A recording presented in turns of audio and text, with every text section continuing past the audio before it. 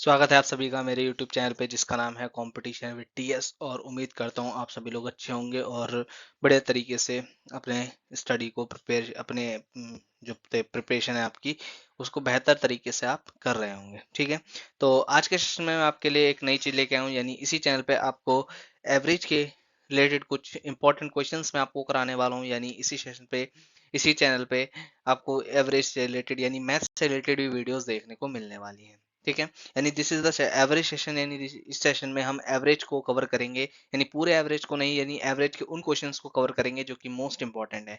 यानी आज मैं आपको वो क्वेश्चंस कराऊंगा जो कि एग्जाम में आने की संभावना जिनकी 99% है। ठीक है, 1% आ भी सकते हैं, नहीं भी आ सकते, वो मैं आपको बता नहीं सकता, लेकिन हाँ 99 अगर आप इन्हें करके जाओगे तो आपका बेसिक तो क्लियर होगा ही होगा। लेकिन अब एवरेज के बेसिक सवालों को तो कर ही पाएंगे, एडवांस तक के लेवल के एग्जाम को आप कवर कर लेंगे। ठीक है, तो उम्मीद करता हूँ आप सभी लोग होंगे और any without any wasting time हम अपने सेशन को स्टार्ट करते हैं। ठीक है, तो सबसे पहला क्वेश्चन आपके सामने देखिए, ये रहा एवरेज का। तो देखते हैं किस तरीके से हम इस सवाल को कर सकते हैं। ठीक है, तो देखिए क्वेश्चन लिखा हुआ है, पहले क्वेश्चन देखेंगे, the average of x 11 23 17 15 and the average of x y 12 25 is 16, the value of y। यानी हमें एक एक इक्वेशन यानी एक नंबर्स की संख्या ये दे रखी है जिनका औसत 15 है, और कुछ संख्याएं ऐसी रखी जिनका औसत 16 है, और हमें इसमें x की वैल्यू फाइंड करके y की वैल्यू हमें बतानी है। यानी हमें सिंपल तरीके से इस y की ही वैल्यू डिस्कस करनी है। तो इसमें लिखा हुआ है x 11 23 17 का औसत 15 है और x y 12 25 का औसत 16 है, तो y का मान क्या होगा। देखिए किस तरीके से हम इसे डील करेंगे, एग्जाम में किस तरीके से करना है उस तरीके से देखेंगे। ठीक है, तो देखते हैं किस तरीके से करेंगे। तो देखिए सबसे पहले लिखेंगे x प्लस 11 प्लस 23 प्लस 17। आपको इनका जो औसत दे रखा है 15 दे रखा है।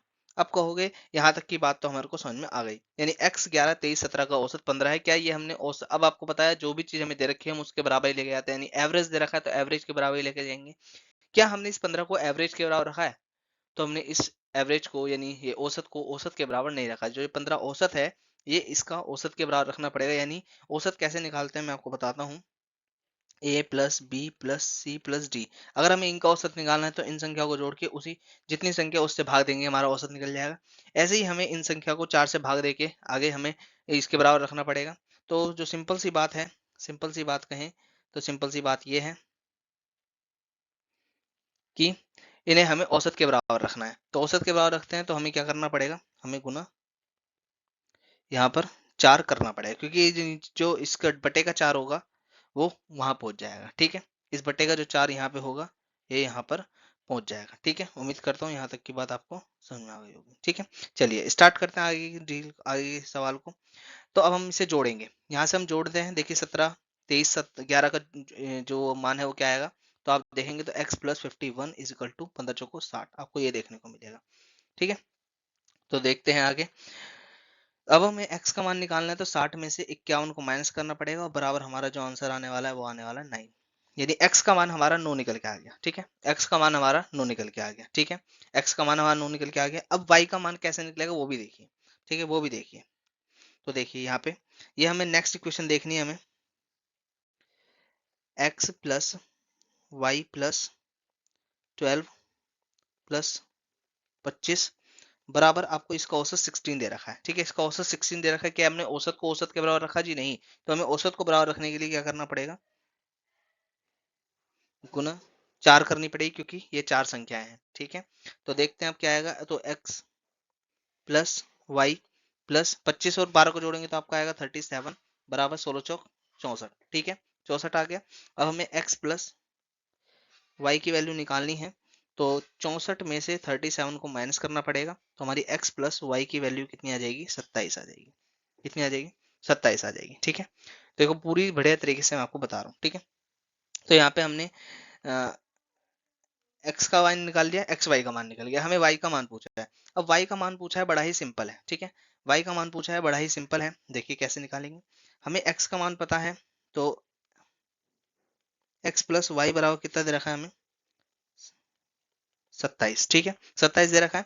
x का मान हमारा क्या आया देखिए, x का मान हमारा है 9, तो हम यहाँ पे 9 रखेंगे प्लस y करेंगे बराबर 27, और y बराबर हमें कैसे निकालना पड़ेगा, 27 में से 9 घटाना पड़ेगा, तो आपका आंसर आ जाएगा 18। कितना आएगा, 18। ठीक है, 18 इज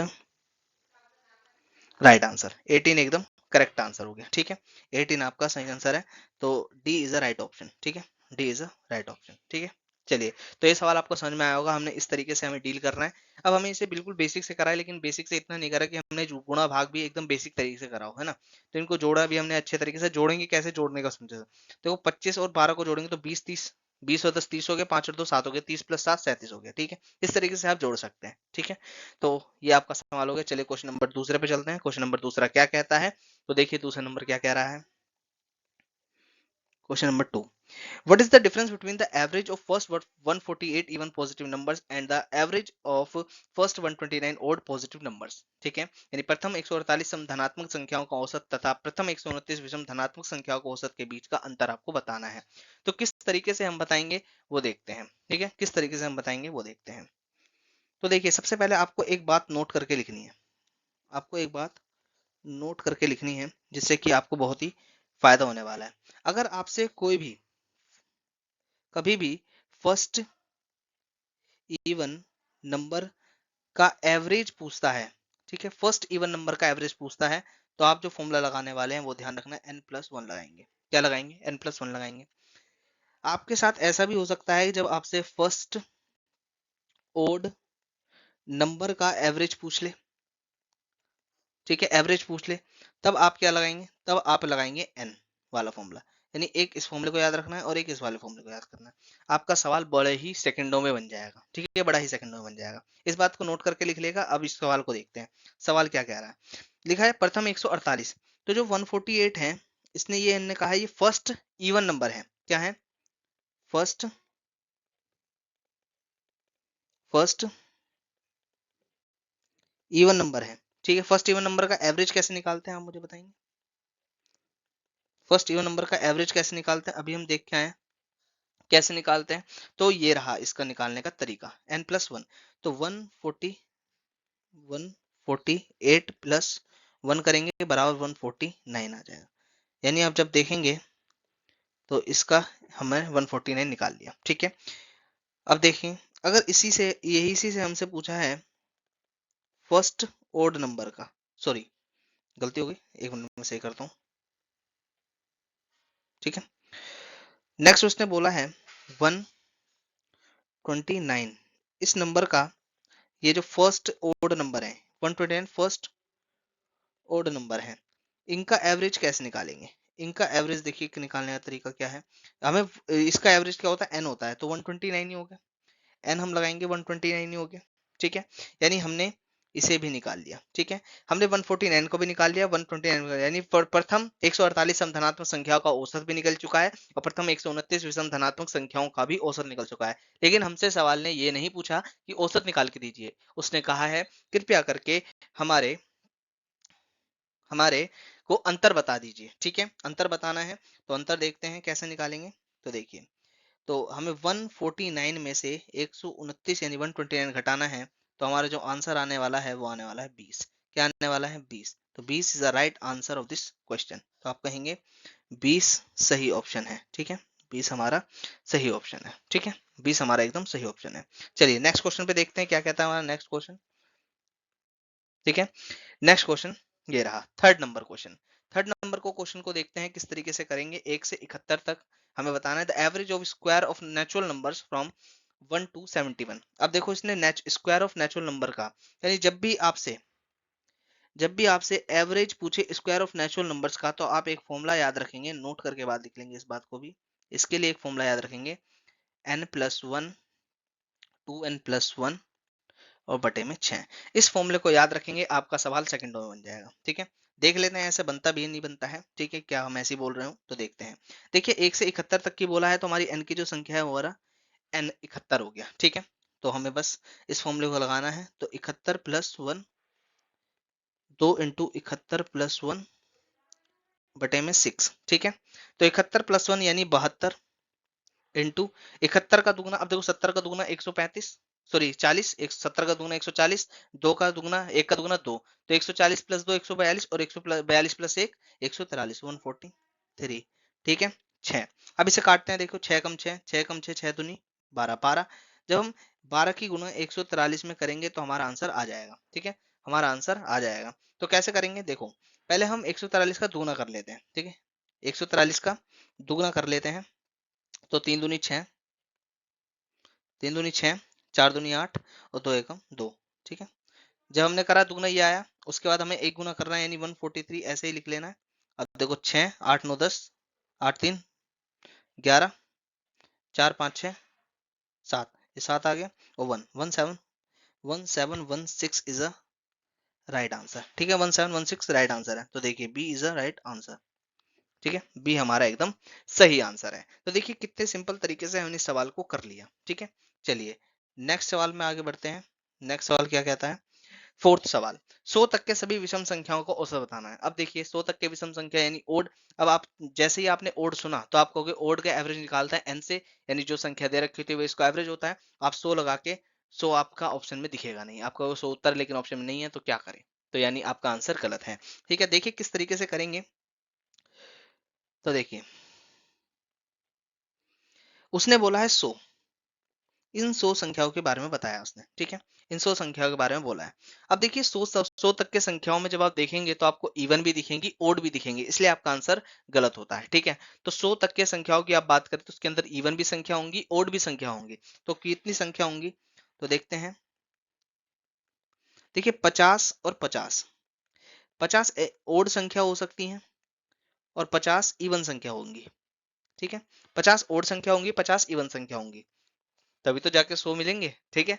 तो इवन ओड, अगर 100 में इवन ओड की बात करें तो 50 इवन होंगी 50 ओड होंगी। हमसे 50 किसके बारे में पूछा है, हमसे 50 ओड के बारे में पूछा है, 100 के ओड में 100 के अंदर ओड के बारे में पूछा है, यानी ओड की पूछा है। तो हमारा ओड का जब औसत निकालते हैं तो आपको पता है 50 ही होता है, क्योंकि इसका जो फॉर्मूला होता है वो n होता है, ठीक है।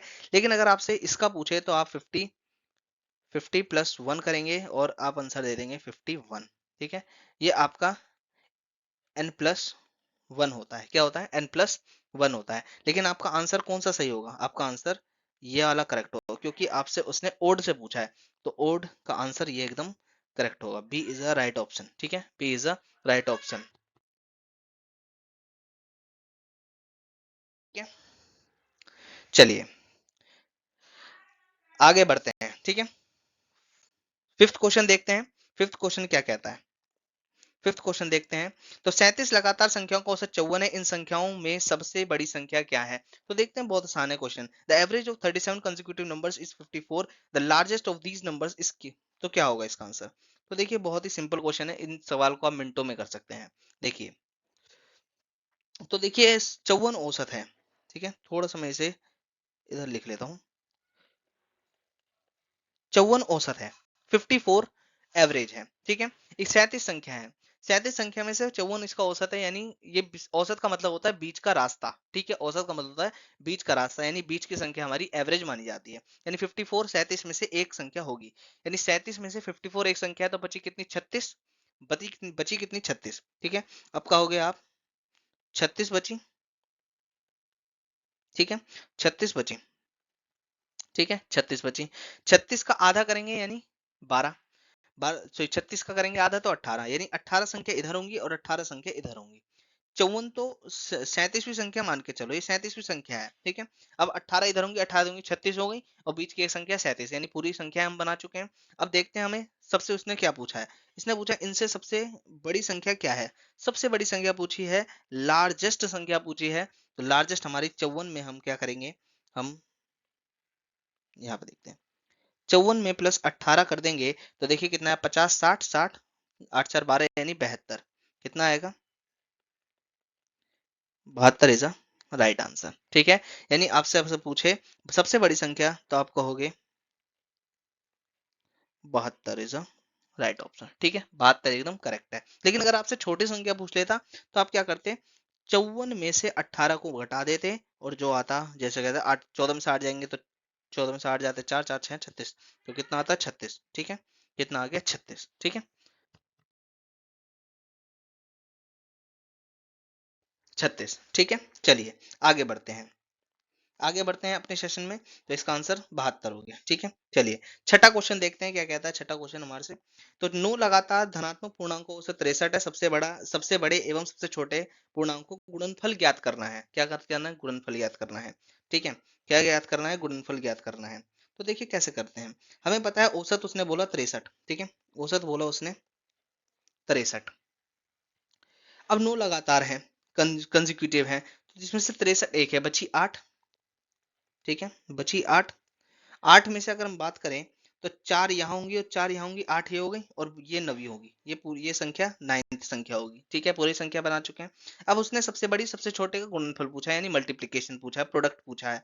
तो कैसे करेंगे? 63 में 4 जोड़ेंगे तो कितना आएगा? तो आपका होगा 67। 63 में 4 जोड़ेंगे 67 आएगा। 63 में 4 घटा देंगे तो 51 आएगा। ठीक है, तो ये संख्या कैसे निकली मैं आपको बताता हूँ। ये हमारा 63 में 4 जोड़ने से निकली है और ये संख्या हमारी 63 में से 4 घटाने से निकली है। ठीक है, अब इसने हमसे गुणनफल पूछा है, हमसे गुणनफल पूछा है 51 और 67 का, यानी प्रोडक्ट पूछा है। ठीक है,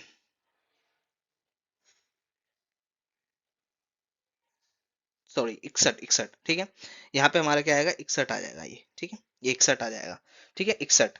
तो हम करेंगे और 4 5 6 7 67 और 61 में से 63 में 4 घटा देंगे तो 69 आएगा। कितना आएगा? 69। सॉरी, एक दिन में रुकिए, मैं सारा सही कर देता हूँ। कितना आएगा? 59। ठीक है, 60 में 4 जाएंगे तो 59 आ जाएगा। ठीक है, 59 और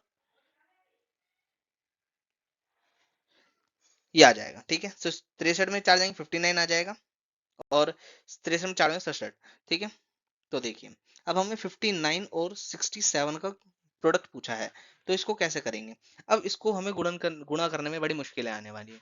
तो आप एक काम करेंगे, आप यूनिट डिजिट का सहारा ले सकते हैं इस सवाल में। जैसे देखो, सबकी यूनिट यहाँ पे 5 है, यहाँ 5 है, यहाँ 3 है, यानी यूनिट डिजिट तो 3 होगी या 5 होगी। तो 7 नम 63, 63 का 3, यानी यहाँ पे यूनिट डिजिट की मैं बात करूं तो 3 है। ठीक है, तो 3 हमारा या तो ए में या तो सी में आ रहा है या तो बी में आ रहा है। ठीक है, तो इन दोनों यानी हमारा जो ऑप्शन एलिमिनेट हो गया वो हमारा ए हो गया और डी हो गया। अब हमारे दो में से आंसर है। अब हमारे को मजबूरी बन गई कि हमें इसकी गुणा करनी पड़ेगी, मल्टीप्लीकेशन करनी पड़ेगी। तो जब आप इसकी मल्टीप्लीकेशन करेंगे तो आपका आंसर आएगा 3953। ठीक है, 3953 आपका आंसर आ जाएगा। ठीक है, 3953 आपका आंसर आ जाएगा, तो ये आपका सही उत्तर हो जाएगा। ठीक है, ये आपका सही आंसर हो जाएगा। चलिए आगे बढ़ते हैं इसी सेशन में। तो सातवां देखिए सवाल क्या कहता है। 104 से 148 के बीच सभी संख्याओं का आपको औसत कितना होगा ये बताना है। अब इसको आपको कैसे कैलकुलेट करोगे? तो अब आपको यहाँ पर फाइंड करना पड़ेगा 104 से 148। अगर लगातार पूछता तो हम फॉर्मूला लगा के जोड़ के इसका आंसर निकाल सकते थे, लेकिन इसने हमसे यहाँ पर एक बात बोल दी जिसे इवन के नाम से जाना जाता है, यानी इवन अब हमें छाटनी होगी। तो छाटना बड़ा आसान काम है, इस बात को ध्यान दे, छाटना बड़ा आसान काम है। तो हमें 104 से 148 तक छाटनी है। ठीक है, 148 तक छाटनी है। तो देखिए 106, 108, 110, 112, 114, 116, 118, 120,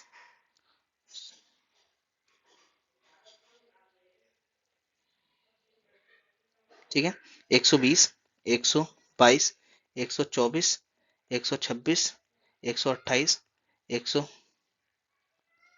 132, 134, 136, 138, 140, 142, 144, 146। अब 148 नहीं लिखोगे, 104 नहीं लिखोगे, क्योंकि उसने इसकी बीच की पूछी है। ठीक है, तो ये सारी संख्याएं हैं। ठीक है, ये सारी संख्याएं हैं।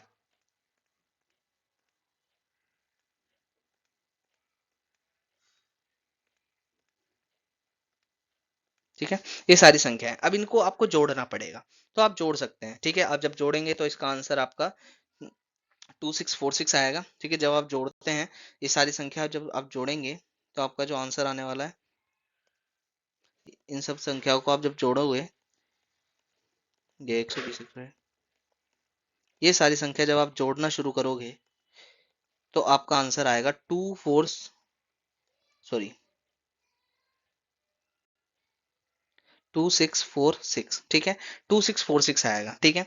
और 2646 को अब आपको डिवाइड देना है 2100 से, ठीक है, सॉरी 21 से, क्योंकि ये सारी संख्या कितनी 21 गिनोगे, 1 2 3 4 5 6 7 8 9 10 11 12 13 14 15 16 17 18 19 20 21, ठीक है, 21 संख्या है। तो 21 से आप क्या करेंगे, भाग दे देंगे। जब देंगे तो 21 एकम 21, 21 दूनी 42 और 21 छिंगे 126 के ये हिसाब से कट जाएगा, ठीक है। तो आपका जो सही आंसर आएगा वो आपका ये आ जाएगा, ठीक है, ये 126 सही आंसर होगा। तो आंसर कौन सा करेक्ट होगा, 126, ठीक है। तो उम्मीद करते हैं क्वेश्चन भी आपको समझ में आएगा, इसका सिर्फ यही रास्ता है और कोई रास्ता नहीं है इसको करने का, ठीक है। चलिए 8वां क्वेश्चन देखेंगे। यदि 14 लगातार सम संख्याओं का औसत 107 है तो सबसे छोटी संख्या ज्ञात करनी है। अब देखो 107 14 कैसे करेंगे।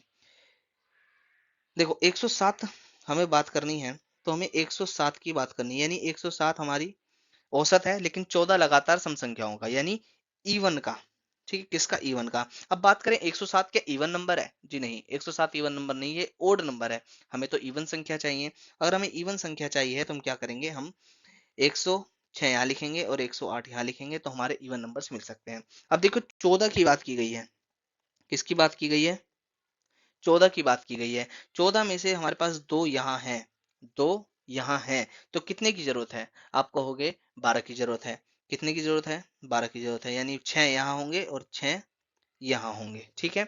अब आप कहोगे 6 घटा देंगे तो 100 आ जाएगा, जी नहीं, हमें पता है यहाँ पे इवन की बात की गई है, लगातार की बात नहीं की गई है। तो इवन हमारा एक छोड़ के एक होगा, तो हम सब में क्या करेंगे, हम सब में क्या करेंगे, गुना 2 करेंगे, इसमें भी गुना 2 करेंगे। अब हमसे सबसे छोटी संख्या बात की गई है, तो 6 दूनी 12, 106 में से हम 12 घटा देंगे तो हमारा कितना आंसर आ जाएगा, हमारा आंसर आएगा 94, जो सही आंसर होगा, ठीक है। तो 94 हमारा एकदम करेक्ट आंसर होगा, ठीक है, 94 एकदम करेक्ट आंसर होने वाला है। चलिए दो क्वेश्चन और बच्चे हैं, बड़े ही सिंपल क्वेश्चन हैं, उन्हें भी देख लेते हैं। तो क्वेश्चन नंबर 9 क्या कहता है, the average of the first 1 2 3 4 numbers is the equal to year to the this. तो उसने बोला, देखो ध्यान से समझा, 1 2 3 जो 4 है वो इक्वल है इसका औसत, जो लगातार 1 2 3 4 इतनी तक की संख्याओं का अगर औसत ये है तो इवन होंगी, ओड होंगी, नेचुरल होंगी, प्राइम होंगी। तो देखो जिसका आंसर वही हो, जो नंबर दे रखा है, जो n की संख्या दे रखी है वही औसत हो, तो वो क्या कहलाती है, वो ओड कहलाती है, वो क्या कहलाती है, ओड कहलाती है। तो इसका आंसर क्या होगा, इसका आंसर ओड होगा, ठीक है, ओड होगा। चलिए नेक्स्ट क्वेश्चन देखते हैं। 101 से, अब नेक्स्ट है 101 जो है वो फर्स्ट क्या, इवन ओड या फिर नेचुरल या प्राइम फैक्टर है, कुछ भी हो सकते हैं, क्या हो सकते हैं जिनका औसत हमारा क्या है, जिनका औसत हमारा 102 है, कितना है 102, वेट करेंगे, 102 आए, यानी जब हम n+1 की बात करते हैं तो ये हमारे क्या होते हैं, ये हमारे इवन होते हैं, क्या होते हैं, इवन। तो हमारा सही आंसर क्या होगा, इवन, ठीक है, even is the right answer. तो आज के सेशन में इतना ही, बाकी हम मिलेंगे नेक्स्ट सेशन में। और उम्मीद करता हूँ ये सेशन आपको अच्छा लगा होगा, तो इस सेशन को लाइक करिएगा, अगर चैनल पर नए तो सब्सक्राइब करेगा और बेल आइकन को प्रेस करना मत भूलिएगा, जिससे कि आने वाली वीडियोस, आने वाले लेक्चर्स, आने वाले सेशन आपको सबसे पहले मिले। तो आज की वीडियो में इतना ही, बाकी आपसे बात मिलेगी नेक्स्ट सेशन में। धन्यवाद।